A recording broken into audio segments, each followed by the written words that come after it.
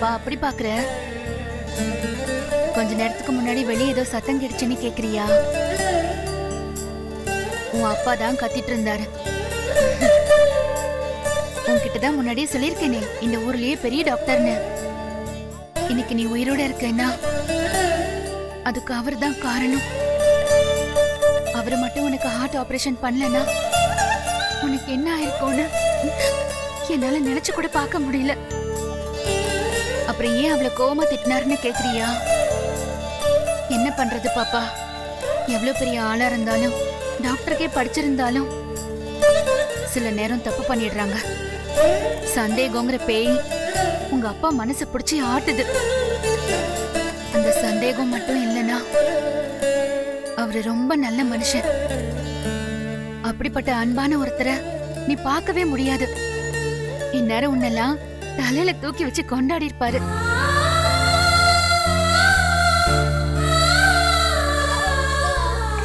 இப்ப கூட உன் அப்பாக்கு என் மேல 1000 கோபம் இருக்கு. அதுல உண்மை இல்லைனாலும் அவர் மனசுல இருக்கிற கோபம் ரொம்ப ஸ்ட்ராங்கா இருக்கு. இருந்தாலும் ஒரு டாக்டரா தன்னோட கடமையில இருந்து தவறாம உனக்கு ட்ரீட்மெண்ட் பார்த்தாரு உன் அப்பா. இதுக்காக நாம 2 பேருமே அவருக்கு நன்றி கடன் பட்டிருக்கோம்.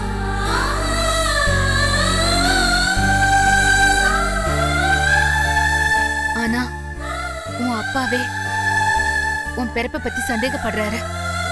அதைத்தான் என்னால தாங்கிக்கவே முடியல பாப்பா. அதை எந்த காலத்திலயும் நான் மன்னிக்க போறதும் இல்ல. நீ பிறந்து உன் முகத்தை பார்த்த பிறகாச்சும் அவர் மனசு மாறி இருக்கணும். உன் கண்ணு, உன் மூக்கு, புருவம், நிறம் எல்லாமே அச்சு அசல் உன் அப்பா மாதிரியே இருக்கு. ஆனா இந்த நிமிஷம் வரைக்கும் நீ அவருக்கு பிறந்த குழந்தைன்னு உன் அப்பா ஏத்துக்க மாட்டாரு. இப்ப இந்த காலத்துல இத கண்டுபிடிக்கிறதும் நிரூபிக்கிறதும் அவ்வளவு பெரிய விஷயமே இல்ல. ஒரே ஒரு டெஸ்ட் போதும் பாப்பா, எல்லா உண்மையும் தெரிஞ்சிடும். அவர் ஒரு டாக்டருங்கிறதுனால அவருக்கே இதெல்லாம் தெரியும். இருந்தாலும் வரமாட்டாரு பாப்பா. நான் நம்புறதுதான் நிஜம்னு அவர் ஒத்த கால நின்னுட்டு இருக்காரு. இதுக்கு மேல நான் போய் அவர்கிட்ட என்ன நிரூபிச்சுட்டே இருக்கணும்னு என்ன அவசியம் வந்துச்சு சொல்லு? நான் எந்த தப்புமே பண்ணலன்னு என் மனசாட்சிக்கு தெரியும். அதுக்கு அறிவியல் சாட்சியும் வேணும்னா அவர் தானே வரணும். அதுல நான் பண்றதுக்கு ஒண்ணுமே இல்லையே.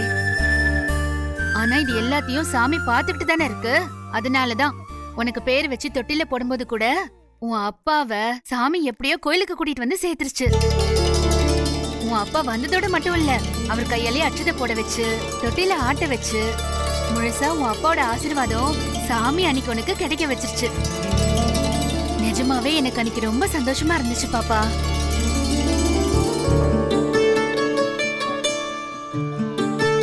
எனக்கு என்ன தோணுதுன்னா பாப்பா, பேசிக்கா உன் அப்பா நல்லவர் தான்.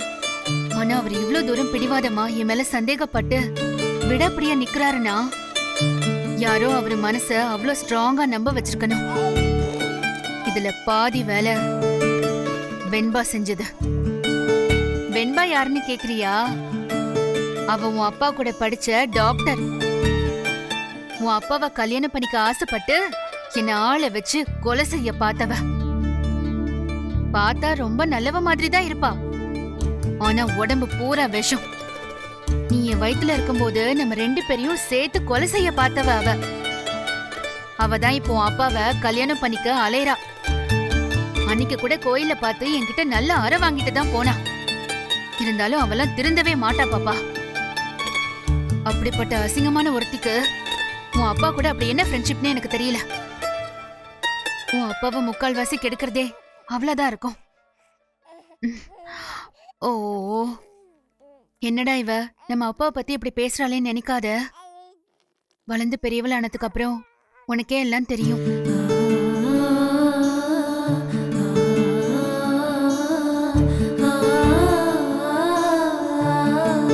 எனக்கு ஒரே ஒரு ஆசைதான் பாப்பா. எந்த காலத்திலயும் யார்கிட்டயும் உதவின்னு போய் நிக்காம உன்னை வளர்த்து ஆளாக்கணும். உன்னை நல்லபடியா படிக்க வைக்கணும். நீ ஆசைப்பட்ட எல்லாத்தையும் செஞ்சு தரணும். யாருக்கும் வாழ்ந்து காட்டணும்னு அவசியமே இல்லை. நம்ம மனசுக்கு நம்ம நல்லா வாழ்வோம்.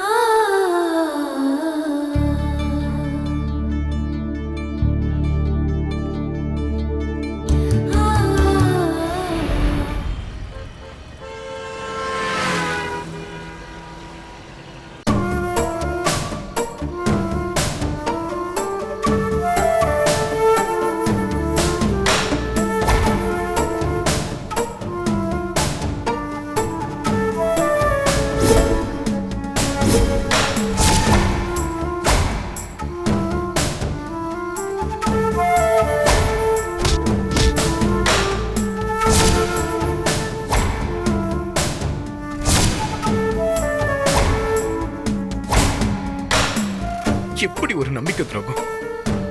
அவ செஞ்சதை என்னால மறக்கவே முடியாது. சாகுற வரைக்கும் என் மனசு விட்டும் போகாது. எங்க இருந்து அவளை தேடி பிடிச்சு கல்யாணம் பண்ணி கூட்டிட்டு வந்தா, என்ன விட்டுட்டு வேற ஒருத்தனோட தொடர்பு வச்சிருக்கானா? அவ எப்பேற்பட்டவளா இருந்திருப்பா. மேடம், பில்லு ரெடி ஆயிடுச்சு. உங்க ஹஸ்பண்ட் வந்து கையெழுத்து போட்டார். இப்ப என்ன என்னதான் பண்ண சொல்ற? கல்யாணம் பண்ணிக்க சொல்றேன். இந்த நிலைமையில என்ன யார் வேணுமா கல்யாணம் பண்ணிப்பா? நான் பண்ணிக்கிறேன்.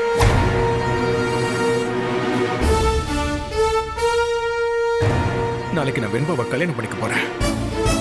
இந்த மொத்த பிரச்சனைக்கும் நாளையோட ஒரு முடிவு கட்ட போறேன். என்ன ஏமாத்திட்ட அவ இன்னொருத்தனோட ஜாலியா வாழ்வா, நான் மட்டும் ஏன் ரொம்ப நல்லவனா இருக்கணும்? அவளுக்கு அவ வாழ்க்கைனா எனக்கு ஏன் வாழ்க்கை அதை விட முக்கியம். நான் ஒரு கல்யாணத்தை பண்ணாதான் அவ இந்த ஊரெல்லாம் டாக்டர் பாரதிய புருஷன் என் குழந்தைக்கு இவர் தான் அப்பான்னு சொல்லிட்டு திரியறத நிறுத்துவா. இல்லனா எங்க போனாலும் என் பேரை சொல்லி சொல்லி என்ன அசிங்கப்படுத்துவா. அது அது எனக்கு தான் அவமானம். என் பர்சனல் லைஃப் இப்படி நரக மாதிரி மாறும்னு நான் நினைச்சு கூட பார்க்கல. என் வாழ்க்கையில நான் எப்பவுமே நேர்மையாவும் உண்மையாவும் இருக்கணும் தான் நினைச்சிருக்கேன். முடிஞ்ச வரைக்கும் என் மனசாட்சிக்கு நேர்மையா தான் இருந்திருக்கேன். ஆனா நாளைக்கு நான் வெண்பாவை கல்யாணம் பண்ணிக்க போற முடிவுல ஏதோ ஒரு தப்பு பண்றோமோன்னு மனசுல சின்னதா ஒரு தயக்கம் தடுமாற்றம். என் அப்பா அம்மாவுக்கு நான் சொல்லல, சொன்னா ஒத்துக்க மாட்டாங்கன்றது வேற விஷயம். அதுக்காக நான் சொல்லாம பண்றது சரியா? நான் சொல்லலனாலும் என்னைக்காவது அவங்களுக்கு தெரியதான் போகுது. அது ஏன் இன்னைக்கு நம்மளே சொல்லிட்டா என்ன? நான் இன்னொரு கல்யாணம் பண்ணிக்கிறதா இருந்தா முறைப்படி கண்ணும் அவ டிவோர்ஸ் பண்ணிட்டு தான் நான் பண்ணணும். ஆனா அவ டிவோர்ஸ் கொடுக்கவும் மாட்டா, கையெழுத்தும் போட மாட்டா. இப்ப நான் என்னதான் பண்றது?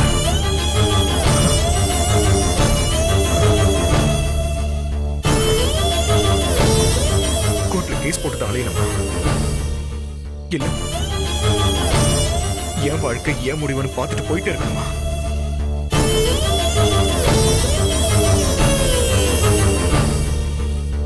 வெண்பாவை கல்யாணம் பண்ணிக்கிட்டு அவ தனியாவும் நான் தனியாவும் இருந்துக்கலான்னு பேசியிருக்கோம். ஆனா இதெல்லாம் நடைமுறையில சாத்தியமா?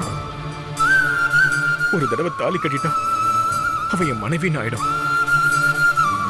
அவ என் வீட்டுக்கு வர உரிமை இருக்கிற மாதிரி நான் அவளை போய் பார்த்துதான் ஆகணும். அவ கூட பழகிதான் ஆகணும். எனக்கு என்னன்னு விட்டுறவே முடியாது. அப்படி ஒரு லைஃப்க்கு நான் இப்ப தயாரா இருக்கேனா? இல்ல கண்ணம்மாவை பழி வாங்கறதுக்காக மட்டும் இந்த முடிவு எடுக்கிறேனா? அப்படி எடுத்தா அது பெரிய தப்பு.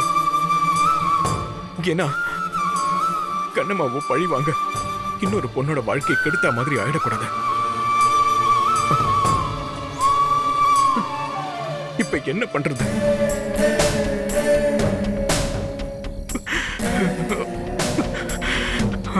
என்னால உறுதியா ஒரு முடிவு எடுக்க முடியலையே. ஆனா நான் ஒரு முடிவு எடுத்தாக வேண்டிய நேரம் இது. நாளைக்கு காலையில் வெண்பா கிட்ட நம்ம கல்யாணம் பண்ணிக்கலாம்னு சொல்லியிருக்கேன். அவ மனசுல ஆசையோட இருப்பா. என்ன பண்றது? எது வந்தாலும் இப்பயே சொல்லி ஆகணும்.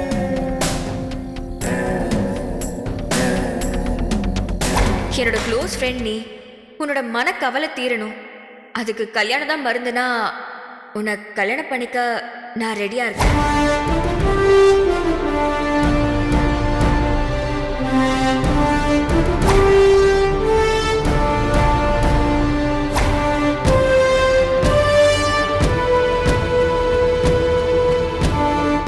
நீ நல்லா இருக்கணும் பாரதி. உன்ன மாதிரி நல்ல மனசு இருக்கிறவங்க இந்த அளவுக்கு வாழ்க்கையில கஷ்டப்படவே கூடாது. எஸ், நான் எடுத்த முடிவு சரிதான். குப்பையை ரொம்ப நாள் வீட்டுக்குள்ளேயே போட்டு வச்சிருந்தா வீடுதான் நாரும். மனசுல இருக்கிற அழுக்கையும் கிளீன் பண்ணாம வச்சிருந்தாலும் அப்படித்தான். இப்ப என் மனசுல இருக்கிற அழுக்கையெல்லாம் கழுவணும்னா இந்த கல்யாணம் எனக்கு அவசியம். வேற எப்படி இதை சரி பண்ணவே முடியாது.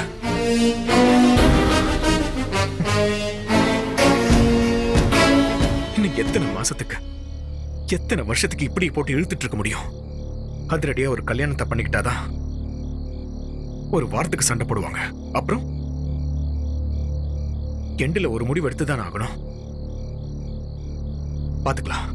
இப்போதைக்கு பின்பவன் நான் கல்யாணம் பண்ணிக்கணும். இதுல எந்த மாற்றமும் இல்லை. இந்தாங்க பாப்பா, கேரட் ஆப்பிள் எல்லாத்தையும் வேக வச்சு நல்லா மசிச்சு கொண்டு வந்திருக்கேன். இந்தாங்க, சாப்பிடுங்க சாப்பிடுங்க சாப்பிடுங்க.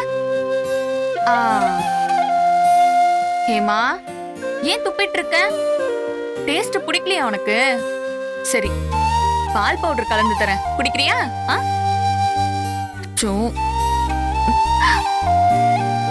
அஞ்சலி, அந்த பால் பவுடர் கொஞ்சம் எடுத்துக்கூட.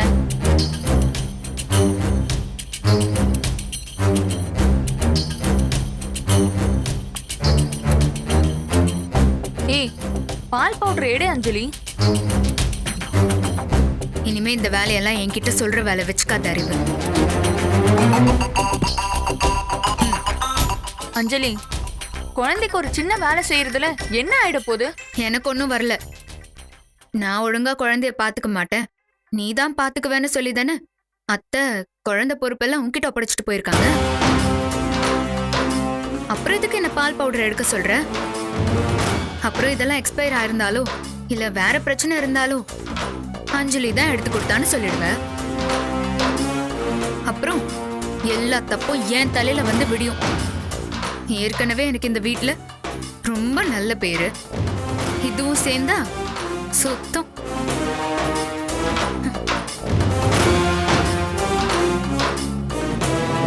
ஒரு பால் பவுடர் எடுத்து தர சொன்ன, அதுக்கு இவ்ளோ பெரிய கதையா?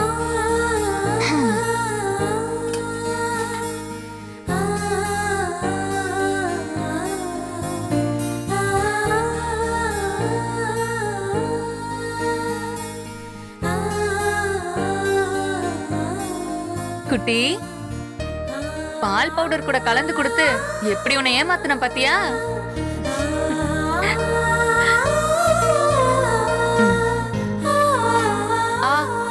காமி.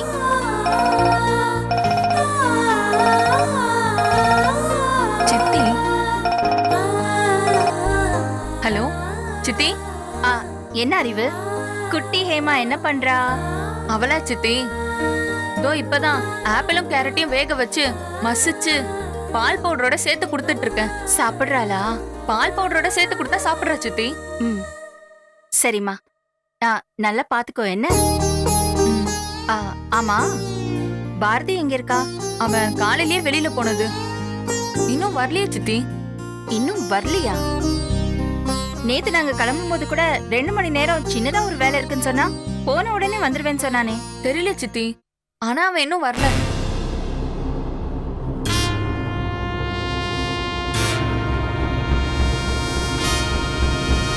சித்தி, பாரதி வந்துட்டான். அவன்கிட்ட போனை கொடுமா. பாரதி, ஒரு நிமிஷம் இங்க வாயேன்.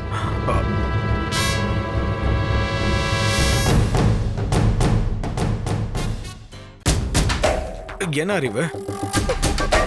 பாப்பா சாப்பிட்டாளா? சித்தி லைன்ல இருக்காங்க, உன் கூட பேசணுமா? இல்ல இல்ல இல்ல, நோ நோ நோ, அப்புறம் பேசுறேன். சித்தி, நீ என்ன அவங்க கிட்ட பேசுறியா இல்லையான்னு கேட்டுக்கிட்டு இருக்க? போன் அவங்க கிட்ட கூட. இருங்க சித்தி, கொடுக்குறேன். ஏய், இந்தா பேசணுமா? பேசு. ஏன்? பேசுடா. ஹலோ அம்மா, சொல்லுங்க. இவ்வளவு நேரம் எங்க பாரதி வெளியில போயிருந்த? அது கொஞ்சம் பர்சனல் ஒர்க்குமா. பாரதி, நீ குடிச்சிருக்கியா? இல்லம்மா, நோ. பொய் சொல்லாதடா, உன் வாய்ஸ்லயே எனக்கு தெரியுது. ஏன்டா இப்படி குடிச்சிட்டு வீட்டுக்கு வர? அதுவும் வீட்ல ஆள் இல்லாத நேரத்துல? இல்லையம்மா, ஆள்லாம் இருக்காங்களே. அறிவு இருக்கா, உள்ள அஞ்சலி அகில்லாம் இருக்கா, எல்லாரும் இருக்கோ, ஏமாவும் இருக்கா. நீ இல்லையே.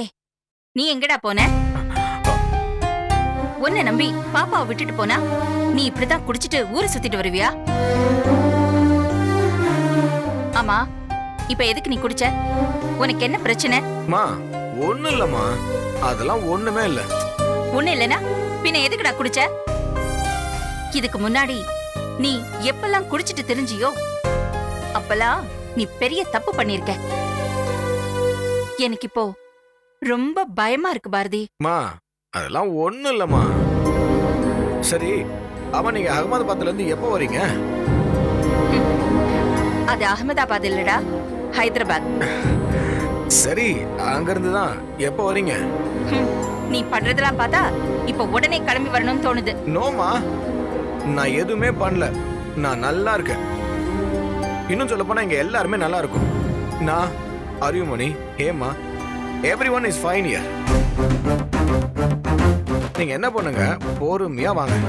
இது பார் பாரதி, குடிச்சிட்டு குழந்தைய தொடர வேலையெல்லாம் வச்சுக்காத. போய் படுத்து தூங்கு. நீ போன அறிவிக்கிட்ட குடு. இல்ல, குடுறா. அம்மா கிட்ட கொடுக்க சொன்னாங்க. ஹலோ, சாப்பிடுறீங்களா? சரி சரி, நான் போய் படுக்கிறேன்.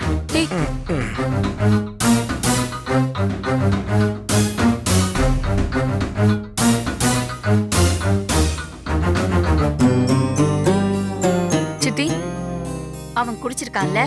ஆமா சித்தி, பார்த்தா அப்படிதான் தெரியுது. அவன் கிட்ட குழந்தைய கொடுக்காத. இல்ல சித்தி, அவன் ரூமுக்கு போயிட்டான். சரி, நீ பாப்பாவை பத்திரமா பாத்துக்கோ. சரிங்க சித்தி.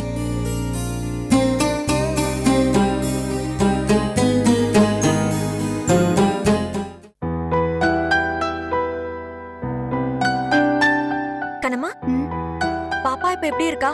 யார் பாத்துக்கிறா? அங்க டாக்டர் நர்ஸ் கிட்ட எல்லாம் சொல்லிட்டு தான் வந்திருக்க துளசி. குளிச்சிட்டு ட்ரெஸ் மாத்திட்டு போலான்னு வந்தேன். சொல்லிருந்தா நானே ட்ரெஸ் எடுத்துட்டு வந்திருப்பேன்ல. ட்ரெஸ் எல்லாம் ஓகே தான், ஆனா அங்க குளிக்கிறதுக்கு எனக்கு ஒரு மாதிரியா இருந்துச்சு. அதான். சரி, பாப்பாக்கு இப்ப உடம்பு எப்படி இருக்கு? நல்லதா இருக்கா துளசி. அதான் ஆபரேஷன் நல்லபடியா முடிஞ்சிருச்சே. இனிமே எந்த பிரச்சனையும் இல்லைன்னு டாக்டர் சொல்லிட்டாங்க. குட்டி குழந்தைக்கெல்லாம் இதயத்துல எப்படிதான் பிரச்சனை வருதோ தெரியல. நல்ல வேலை. ஆமா, ஆபரேஷன் செஞ்ச டாக்டர் யாரு கண்ணம்மா? டாக்டரோட பேர் தெரியலையா? டாக்டர் பாரதி.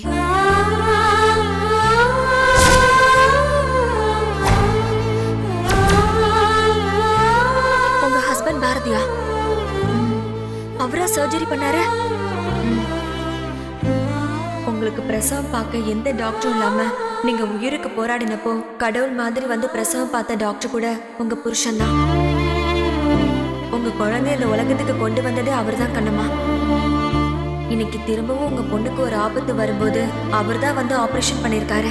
என்னதான் நீங்க தனித்தனியா பிரிஞ்சிருந்தாலும் ஒவ்வொரு முக்கியமான தருணத்திலையும் கடவுள் உங்களை ஒண்ணு சேர்த்து வச்சிடறாரு. பாத்தீங்களா? உடனே அவருக்கு பாசம் வந்துருச்சு, அன்பு வந்துருச்சுன்னா நினைக்காது. ஒரு டாக்டரா அவர் வேலையை தான் அவர் பார்த்திருக்காரு. எல்லாம் செஞ்சு முடிச்சிட்டு வந்து வழக்கம் போல இது எனக்கு பிறந்த குழந்தை இல்ல, எனக்கு துரோகம் செய்ய எப்படிதான் மனசு வந்துச்சு, அது இதுன்னு சண்டை போட்டுட்டு தான் போனாரு. எவ்வளவு பெரிய டாக்டர், ஏன் தான் இப்படி நடந்துக்கிறாரோ தெரியல. சரி விடு துளசி, இந்த கதையை நம்ம நாள் முழுக்க பேசினாலும் அதேதான்.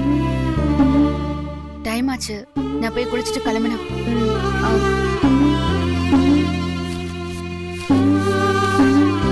இந்தா.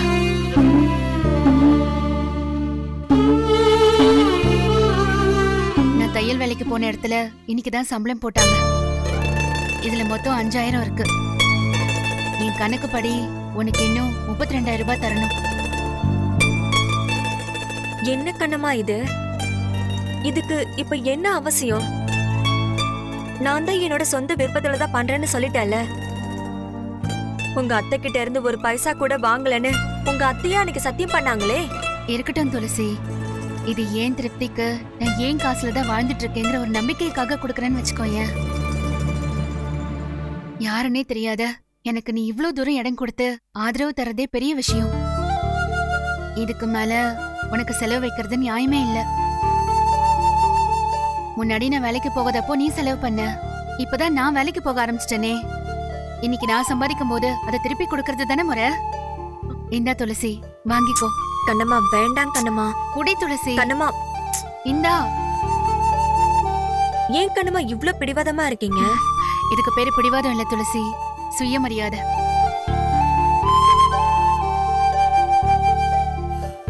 அப்புறம் இன்னொரு விஷயத்தையும் சொல்லணும். நான் இந்த ஊரை விட்டே போக போறேன்.